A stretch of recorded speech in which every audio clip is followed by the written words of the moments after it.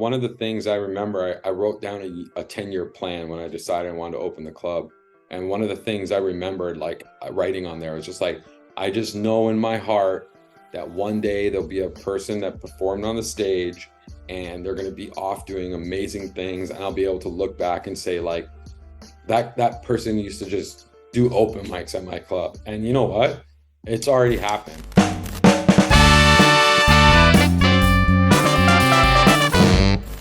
Hey, what's up, buddy? Hey, what's going on, Joe? How are you? Good, man. Thanks for making the time to come on the show. Yeah, it's all good, man. Thanks for asking me, buddy. Yeah, of course. I'm happy to see that the corner is back up and rolling. I keep seeing comics posting clips from the new place. So congrats on Yeah, that. thanks, man. Where are you living these days? I'm in Ottawa now. Ah, yes, that's cool. Yeah, yeah. How's that working out for you? It's good. I like it. Definitely cheaper when it comes to rent and a little bit smaller of a comedy scene, so it's easier to kind of get spots and get put on more shows. So that's become a little bit advantageous. I didn't really like do a whole lot of acting. So I was kind of like I guess the main reason you'd want to be like in a central location like Toronto, if you're in entertainment, especially, is like there's so many auditions. But I was like, man, I just want to like produce shows and do comedy, do this podcast. Yeah. Can I ask you a question? Yeah, yeah. Is that like It's a green digital screen. background Yeah, yeah, yeah. So or this is using a actual green screen? yeah, well, I don't actually use a green screen. I use like the digital background in Zoom. Oh, So Zoom lets yeah, you pick a photo and a photo can be put behind you, whatever that photo is. So I just yeah, made this in Photoshop because these are actual albums that I have, and this is kind of what I want to do for the background. But it's taken yeah. me so long to actually put up the floating shelves that I'm like, I'll just throw a virtual background behind me and keep podcasting. Yeah, well, because I try to use it. It looks very clean on your end because I try to use it with mine, but I think with my bald head, it just I would think that would make it cleaner. no, it's like what happens is like there's like this weird it comes in and out Like it but causes like it takes away part of your head. Like you can see the front of the mic gets thrown out sometimes. It's not yeah, exactly. perfect. It's not Anyway, well, perfect, but it's pretty good. it looks good. It looks good. Sick, sick.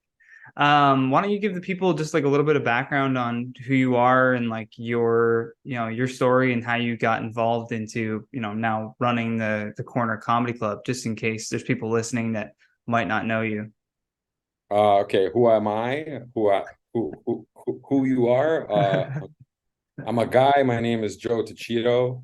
Uh, I own and operate the Corner Comedy Club downtown Toronto. A little bit background about myself.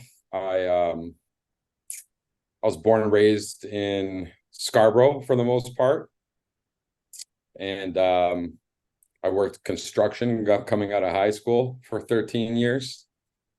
And through a chain of events, life wasn't really going the way I had originally planned. And I hit a crossroad in my life, and I made a decision to try a different career path. And I always was interested in comedy ever since I was a young boy. I was like Chris Farley and John Candy and Jim Carrey were my idols, if you will. And I just wanted to be involved in comedy. It was right around the time when smartphones just came out and podcasts were just starting, and I leaned heavily towards some comedy podcasts. I got a little bit of inspiration, so I came up with a plan to open up a comedy club in Toronto, and it happened quite quickly after I made the decision. So yeah, owner operator the Corner Comedy Club, and I've been producing and promoting comedy shows for almost 12 years. And the club's been around for 8 years. So Yeah, it's crazy, man. But like opening a comedy club is not like a light undertaking, especially in a city like Toronto. You know what I mean? Like you got to really have a good product on your hands. But what were some of like the challenges that you faced early on, and like how did you overcome that? well, a bunch of naysayers, you Okay, know. yuck yucks. Uh, well, no, not like particularly other comedy Other clubs. Just other comic clubs would be funny if they were the naysayers. You're like, yeah, I get why you don't like it. no, I mean more just in life, like Yeah, I think a lot of people can get so caught up in a routine life, walking along a dotted line, thinking this is the way they should be living. And I was caught in that 9 to 5 40 hours a week. George Carlin calls it the 40-40-40 scam, where you work 40 hours a week for 40 years of your life, and you're expected to live off of 40% of your income when you retire. But it's very hard to snap out of that mentality. And so when I say naysayers, I just mean like people that just don't believe that Hmm. you can, achieve your goals or your dreams. And I think that typically comes from people not believing in themselves. So they'll be like, oh, be more practical, you got a good job. Why would you want to give that up? Things like Hmm. that. So that They're was one of the big, projecting almost. yeah. So that was one of the bigger obstacles. But something inside of me told me when it came to this thing, that I wanted to keep it secret. I don't know why. I just didn't want to tell people what my plan was. Hmm. Maybe it was out of fear, like fear that like somebody else would beat me to the race, someone with more money or more expertise and steal my idea, whatever it might have been. Later on, I remember talking with someone who was like, you should never tell anybody your goals or your dreams, because subconsciously what ends up happening is you tell people and then people will say, oh, that's such a great idea, go for it. But that verbal validation, it tells your subconscious mind that you've already kind of achieved it Yeah, just by, yeah. so I didn't know that prior to, but it makes sense. People are like, yeah, that's a great idea. And then you just kind of rest on your laurel, like, oh, I have a cool idea. You stop acting on it. Hmm. So I kept it to myself. And when I was getting closer to having a clear vision of where it was going to be, what it would look like, what it was going to be called, that's when I started telling a few different people, but not even in the Toronto comedy scene. And when I was traveling abroad, going and like checking out other comedy clubs in the US and stuff, just to kind of see how they operated, doing some investigative work, if you Yeah, will. yeah. Do you know who else did that? Sam Walton, who owned Walmart and started Walmart. He would Mm-hmm. travel around to different countries even and go to their like general stores. He was arrested, I think, in like Mexico because they found him on the floor of an aisle and he was measuring the aisles. And they thought that he was like some psycho, but he wanted Yeah, to see if there was like this place is really busy. Maybe it's because they have wider aisles. Like he was yeah, getting so analytical about like what he was doing. I feel like you were doing that, just kind of like reading the room, be like, I like that. I don't like that. I'd do that, not that. exactly. Yeah. Yeah. So, the environment, the way the shows were presented, like right down to the like, the lighting and the music that was being played. Um, whether it was a showcase style show or headliner style show. I was like really observing everything. I Hmm. remember even reading a book, like, fuck, I wish I could remember the guy's name. It's very popular. He had a podcast back in the day, and it was had something to do with like the age of media or something. Some Canadian guy, bald-headed guy. I wish I could remember his name, but he wrote a book all about like dissecting like what works in advertising and media and stuff. Mm. And one of the things that he talked about in this book that really stuck out, that helped me out when opening the club, was this test that Nike did in opposite ends of a major city. They had two factory outlet stores, and to like the inch, they were laid out the exact same size, same height ceiling, lighting, everything was the exact same.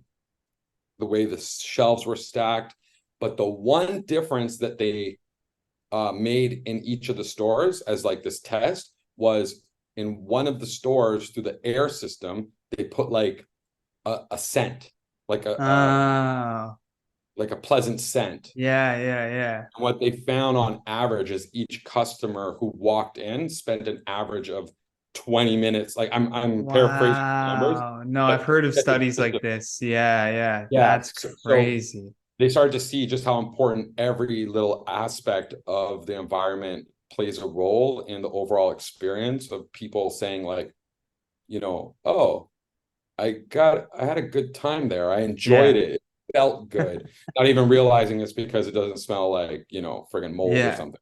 Well, I Uh, remember people being like, when I would bark on Wednesdays and try to get people to come down the alleyway, they'd be like, "Which door is it?" I'm like, "You just got to pick a door, man. It's the one right around the corner with like spray paint." And then I remember saying to you outside we were having a smoke, I was like, "Why don't you get like a sandwich board or something like for the front that says like, this is the door?" And you said something that like will always stick with me. You're like, "I don't want just anyone coming off the street to come into my club." You're like, "I want the people that are willing to come down an alleyway and open up that door and see what's inside. Those are the people that I want in my club." And I was like, that's so funny. Like you had like a specific, demographic even in mind for like who you wanted hanging out at the club.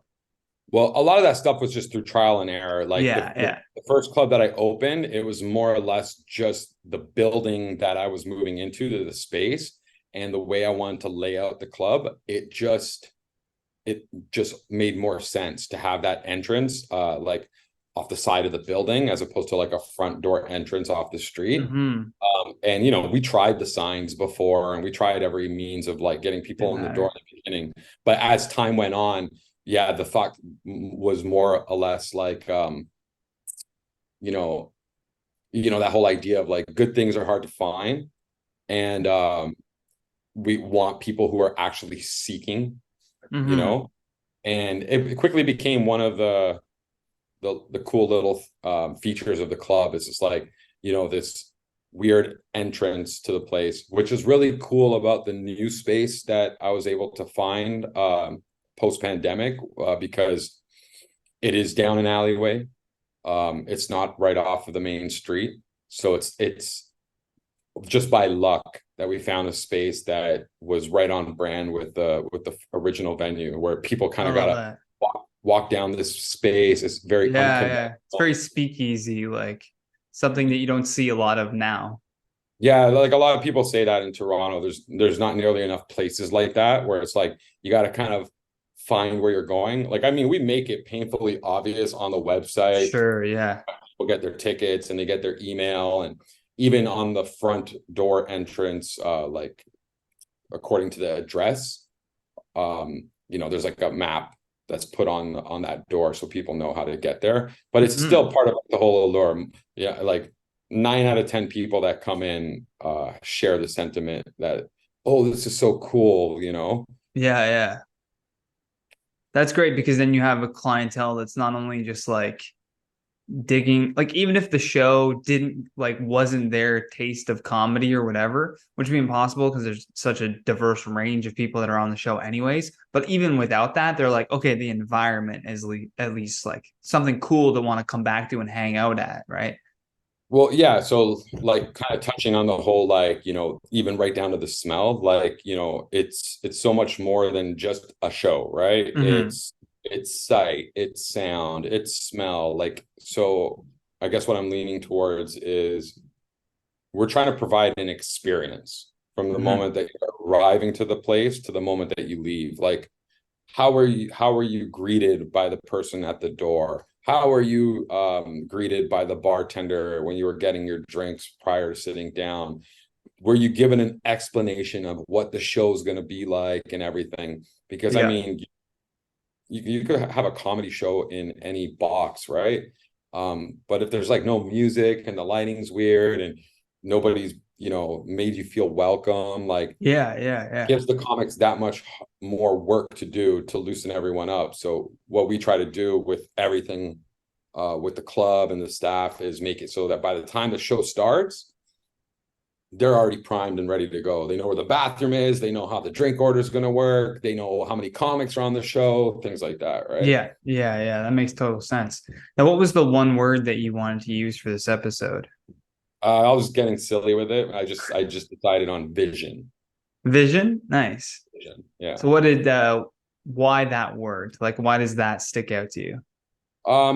I guess just the ability to project something in your mind, right?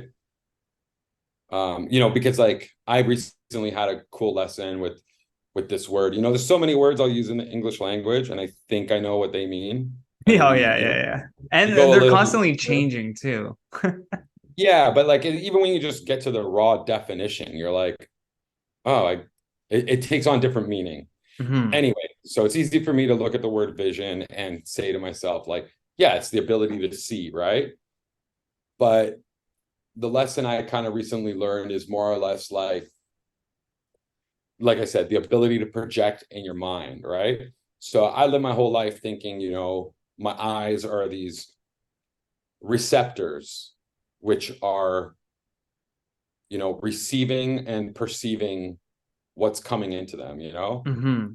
like there's something going on outside of me. All of this stuff is going into my eyes, sending these things to the back of my brain, and it's like trying to compute what am I looking at, right? Yeah, yeah. It's the ability to see. I'm seeing something. I've got vision, right? But for me, it takes on a bit of a deeper meaning because I like to think of it where my eyes aren't like these receptors, that they're more like projectors. And Mm. what's going on in my mind is like the film on like, a projector, like a movie film. Yeah. So what am I writing on that film, right? And then if I have enough belief in it and I have like a clear, you know, imagination of what I want it to look like and everything, Hmm. then I act on those things, then what ends up happening is like it's like my eyes are like projecting what I'm seeing. Yeah, yeah. You're almost from the basis of creating your own reality, changing your perspective on what you're seeing versus just taking it on face value. Yeah, well, because like my eyes will lie to me, right? Of course, yeah. Like think of like eyewitness account, right? Like Yeah. that's not hard proof, right? I went to school to be a cop, man. They were like, we can never trust eyewitness accounts because a kid Yeah, will be like, he was 8 feet tall. You know what I mean? And you're like, all yeah, right. so, exactly. Yeah, So yeah, so when I think of it more like that, it's like, you know, I'll see what my mind wants to see. yeah. Hmm. And typically it's going to be in accordance with what's going to make me feel like I'm right. That's You like know, what you tell your buddy's girlfriend when she asked if you saw him cheating. You're like, I see what I want to see, and I did not see that.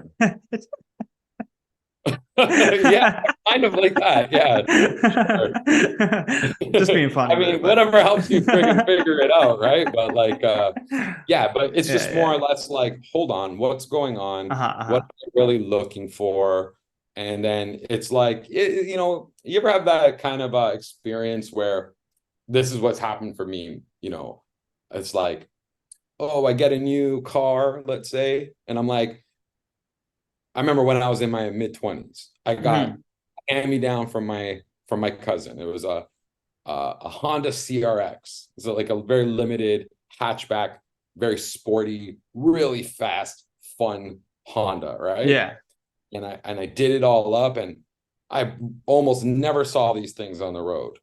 Once I started driving this thing, I'm noticing them every day on the Yeah, highway. yeah, yeah. So It's it's like what crazy how that works.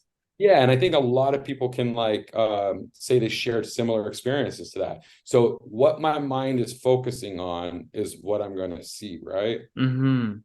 I mean, at any given moment, there's like good and bad happening, Yeah. but I'm the guy deciding what's good and what's bad. I don't know if that makes sense. No, no, I know what you're saying. You're the arbiter of your own reality. And like, I'm not a religious person, but like there's a statement in the Bible, something like the kingdom of God is within.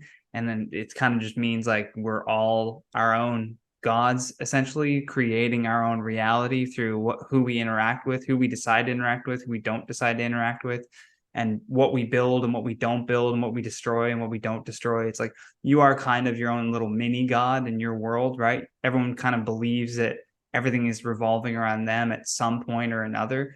So I think the vision thing is like a really good way of looking at life as projection versus just willingly intaking whatever reality is feeding you. Because we know that, like, right now, facts have been disputed as not facts, and people we've trusted have been caught lying. And it's kind of like we're at this weird point right now where it's like, what do you believe? How do you believe that? And how do you even say that this thing is real? Because we used to have this base reality of like, well, it's real because science. But then if science gets caught lying, then you're like, well, can't trust science? Like, what the fuck? Do you know what I mean? Yeah, totally. Let me get on a Uh, little rant there. But what's your vision then for the future for you and the club? well, that's a pretty good question. Sometimes it strikes me and it catches me out of the blue sometimes, because when I really think about the vision for the club, things have happened to me in the past couple years that have helped me realize that everything that I set out to achieve with the club, it's happened. It's already happened. Hmm. It's in the process of happening. And a lot of it's already happened. And for a long time I was just so blind to, like, I'm always thinking that the destination is just a little bit further ahead. Yeah. That, like, it's just, I'm almost there. I'm not there yet. And then certain little things happen where it's like, oh, I reached it. Hmm. But like, with any business, and I think any kind of goal in life, is that if you get to that place and you realize, in my past, I've made the grave mistake of reaching that place I wanted to get to, and then as opposed to continuing to grow, I just I hang on for dear life, Hmm. do everything in my power to keep it the way it is, because it's just so good and warm and fuzzy right now, Yeah, right? yeah, yeah. It's Let easy me to stay in there. let me just keep it right here, right now, like this. But everything is in a constant state of change, right? Hmm. You know, and if you're not able to be aware of that and change with it and like adjust the sails, then typically whatever I try to hang on to, it's slowly decaying and it might just fall through my fingers. So currently, with the club, we're working on integrating more talent and finding more opportunity for new comics and new talent to have a clear cut path on how to get involved and be part of it. Hmm. Because when I first opened up, it was, kind of like, had to create a community. There was already a stand-up community in Toronto, Hmm. but I mean, most of the names that I was in contact with are new, had like limitations to being able to play the club. And I was quickly faced with the reality that, oh, all these people that I thought were going to be regulars at my club just aren't going to be, whether it be because uh, it was a conflict of interest, or maybe they're just like, I don't fucking like Joe, or who knows, whatever For whatever reason. reason, yeah. Uh, we were in a place where it was like we kind of cultivated our own community, right? Yeah. And a lot of comics that were, part of the beginning, the early years of the club, have grown to such great heights. I was gonna say it's crazy the list of people that started there and have now Yeah, completely, and I mean, I gone could their I own could sit ways. here. Yeah, exactly. I mean, I could sit here and say like, oh, they started the club. The truth is, they had already started. It was Sure, just, yeah. it was like But a you mesh. gave them like a clubhouse to go to when they didn't really feel accepted at other places or felt like they couldn't move up at other places. Yeah, or just like maybe their only availability for performance and sharpening their craft was, say, open mics at bars where Hmm. people aren't typically, always happy that a comedy show's going on. Like, this was a comedy club where everyone that came there knew why they were there. They were to see stand-up comedy, right? Yeah. And it was a game changer for a lot of those comics, I believe. A huge assist in them achieving their goals. Um, but the reason why I bring it up is because as you see these people like growing their wings and flapping them to further distances, it's like the realization that you know these guys and girls are not going to be here forever. Hmm. And if I'm going to sit here and wait until they get old or move away or go on to bigger better things, or just depart, um, who's going to replace, right? And so right now we have a system on how we're finding new talent. So the vision right now is to cultivate a wider family of comedians and performers that play the club. That's great. And then on a personal front, it's just, I got some like, some goals for, property that I want to own, and, but as far as the club goes, I'm not leaving the door shut uh, to where it might lead. Hmm. But currently, I do have most of my focus on just making our one location as best as it possibly can be, Yeah, yeah, yeah. as opposed to going off and trying to have multiple locations like we did in the past. But I mean, like, that was the next thing I was going to ask you. Like, I know it was there for a short amount of time, but like, what was it like to have a club on Clifton Hill in Niagara Falls? Like, that's a legendary little strip right there. Do you know what I mean? Like, I remember going there as a kid, and then to go there, and I went and saw Eddie Bravo and Sam Tripoli. Yeah, Like, that was crazy. I didn't realize, like, I was walking back to my seat, and I walked past. It was kind of tight. It was jammed in there because there were so many people there to see them. And I accidentally stepped on Eddie Bravo's foot, and my life flashed before my eyes because I was like, this man could kill me with his right hand. But he was so kind. He was like, don't worry about it, man. It's all good. It's all good. He's like, it's fine. Don't worry about it. That's my yeah. memory of that club, is like stepping on Eddie Bravo's foot. So, what was it like having a club? It was a great Yeah. experience. See, because I was trying to, venture off and, you know, just make the club something bigger. And there was an opportunity there, and we gave it a shot. And, having a comedy club and trying to run a comedy club on Clifton Hill in Niagara Falls is the first thing that comes to my mind is insanity. Yeah, it's pretty It insane. is like a freaking fun house there. Yeah, yeah. Niagara Falls is a very tacky place. One thing that I failed to realize is that most of the business owners in that area were all in agreement that, well, this is how one guy said it. It was, oh, One of the everyone knows. one of the business owners said this. Yeah, like a local business owner was like, Hmm. oh, everyone knows in Niagara Falls you have 100 days to make a year's earnings, because it's a very tourist based Yeah. attraction. Like the actual population of Niagara Falls is like less than 100,000 people. So all of the foot traffic comes from people visiting, and that's the 100 days of summer, right? Mm. And it was like he couldn't have been more true, because it was like a ghost town afterwards. So Yeah. we had the space for just under a year, and in that time, um, we got to have a lot of cool acts come in.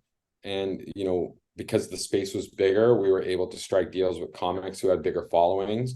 Like, it's hard to strike a deal with some of the heavyweight comics out there today at the Corner Comedy Club, because we seat like, such a small amount of people, Hmm. which is also kind of like, pro and con there, is that the small, intimate, and audience size is one of the things that make the corner what it is. Like, we're all tight, we're all Yeah, together, yeah. um, we're all in it together type thing. Niagara Falls was well over 100 people, like close to 200 people could fit in that place. So the cool part was being able to have, acts more popular, let's say, or famous in the Yeah. comedy industry come in and do some shows. But it ran its course, and we got to have some great experience and everything. But you try things and it doesn't always work out. But sometimes it's failing in one area to realize how good you got it Yeah, to begin. that's very true as well. Yeah. So how have like, because I know the alleyway that you're in, it's like backed onto Yuck Yucks too, right? Yeah. So the way it works is, if you were to take Yuck Yucks and walk out their back door, you're in an alleyway where it's literally right across Yeah. to our quote unquote front door. So how has Um, that been? Have you gotten any like flack from them for that? It's just no different than it already was. Because I guess you were already around the corner before. Yeah, to anyone who doesn't know, the dynamic there is there's multiple comedy clubs in the city. Yuck Yucks is the most established comedy club across Canada. Um, and because of the proximity, like the corner, the original location was, you know, just as close pretty much. It was a 3-minute walk down the street. Because of the proximity, they have a proximity clause where if they're signed on with the club, they're not allowed to play any other club within a certain, distance Okay. of another one. Yeah. So being right next door to them, it's just the same as it ever was. If you're a Yuck Yucks comic signed on to their roster, you're apparently not allowed to play the Corner Comedy Club. But you can play any other comedy club in the city, Yeah. as Yeah. far as I know. Wow. And I want to know So what is your process now for like cultivating these newer comics? Like, is there something that you look for in a comic to be like, you know what, like let's get this guy or girl like on more shows? so coming out of the pandemic, we were just using our roster of comics that we had already cultivated from the early days of the club. And that time was very difficult because it was a new space, trying to pick up the pieces. There was a lot of scrambling, trying to figure everything out and just get the ball rolling again. Mm-hmm. And then after about a year, things were looking really good. And what ended up happening was, you know, almost it seemed like every night there was a comic who was coming to hang out and would be asking, how do they get involved? And to be honest, I had not given it any thought. I was getting just getting comfortable making everything work. So trying to work with new people was not in my mind Mm-hmm. at the time. And it took almost about a year of that. And like my typical response was like, just message me online because Yeah. I don't want, I'm at work here. I don't want to talk about Yeah. this stuff. Yeah. It was really just like a cop out because Sure. I really didn't know how to say, I'm not looking for anybody or Yeah. whatever. Yeah. But then it hit me where I was just like, what am I doing? This person asked me in person, and I'm saying, you know what? Just hit me up on Instagram or Yeah. something. Yeah. Like, I'm right here. Yeah. It's kind of rude in a sense, right? So we had it just worked out where came up with a plan to start running an open mic. And we just wanted to make it very specific and a clear outline on how it was going to work. It wasn't going to just be like an open mic where people sign up and give it a shot. I wanted to have a like some bit like we talked about vision, like a clear intention of why we're doing this and how it's going to work. So instead of diluting it, watering it down, we decided we're going to do once a month. So we currently do an open mic on the last Tuesday of the month. And I'm not really concerned what your credits are, how long you've been in comedy, who's vouching for you. If you're a comic who hasn't been on showcase sets at the club, I don't care if you're in commercials or, it doesn't matter. It's just like if you have interest, come in, sign up for the mic, and perform 3 minutes.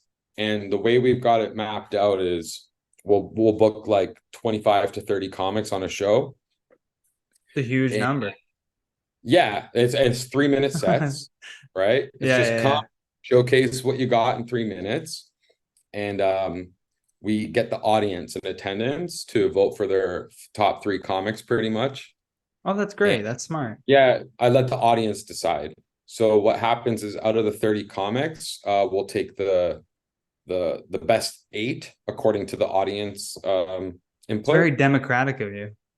Yeah, I thought so. I mean, in the end, I'll still have the final say Sure, of yeah, what. yeah. But at least you have some like, okay, let's see what the people actually are Well, liking. Because you can kind of judge it off of laughs, but laughs are, maybe they liked one thing, but they don't really like them as a comic. So that makes sense. yeah.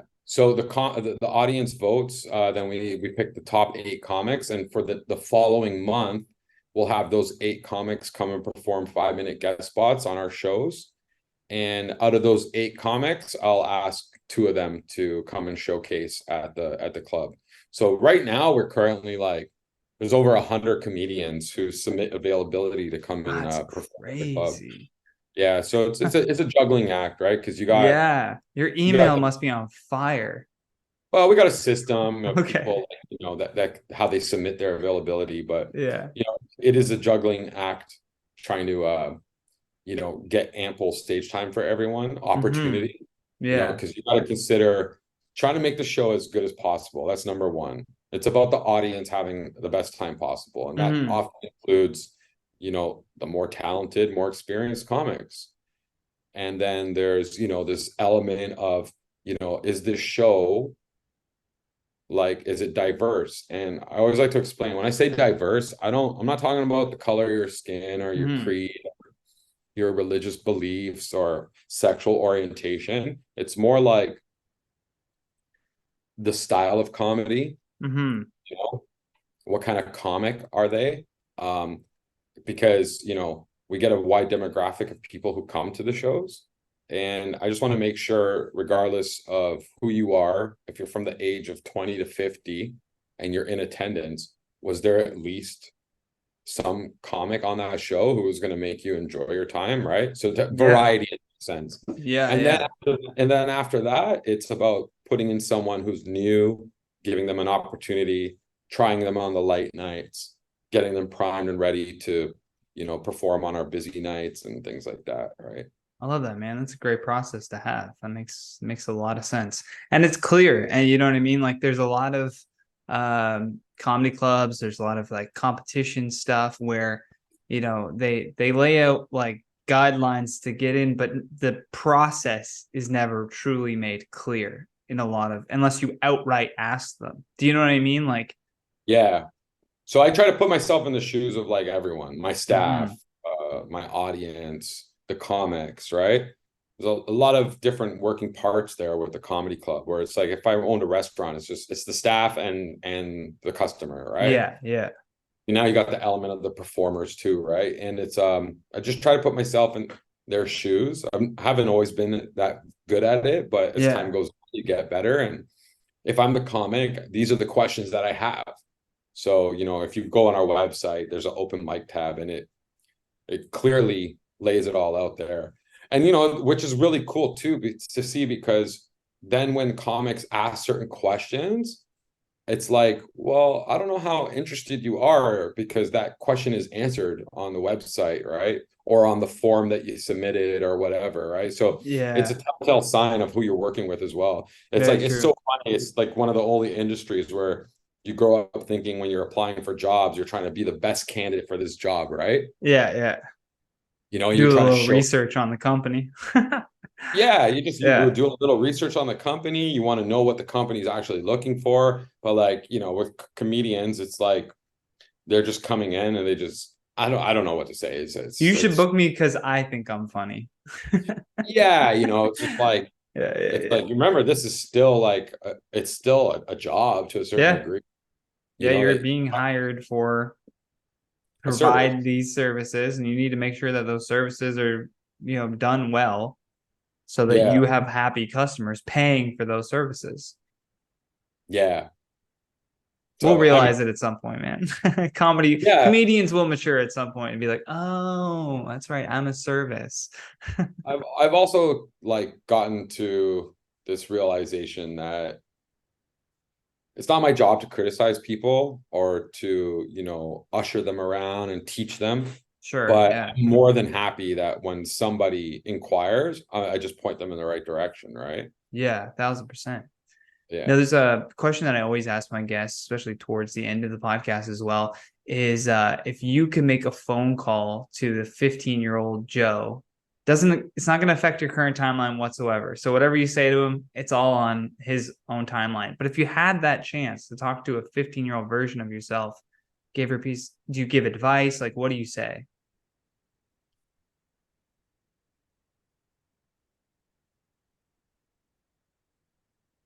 Just follow your intuition. You're not going to fuck up. You're going to make it to 40 at least. I I don't love know. I that. mean, I think this is my roundabout way of saying like I wouldn't have changed anything. Yeah, yeah. Like even like the crappiest thing as I've done in life, right?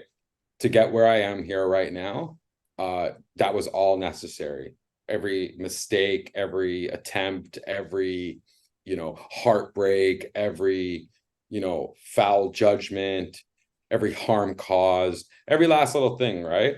So I Hmm. think I would just tell 15-year-old Joe is just like follow your intuition, right? I love that. Because that's what I did the whole time. And sometimes, even if it was the best of my ability at the time and it led to discomfort, like that's what brought me here. So Yeah, I because think, even that that, discomfort you can learn from. yeah, I think that's my roundabout way of saying like I'm pretty chill with where I'm at today. I love that. Yeah. Because a lot of people will be like, they they give advice because they have like some regret of a decision they made a long time ago, or wish they Yeah. had done that. And I think the best answers are always like, I wouldn't really have to say anything. Yeah. Because But it's like, like it would get me to exactly where I am, and I'm happy with that. yeah, it kind of sounds like, wow, is this guy fucking full of shit right now? No, no, no.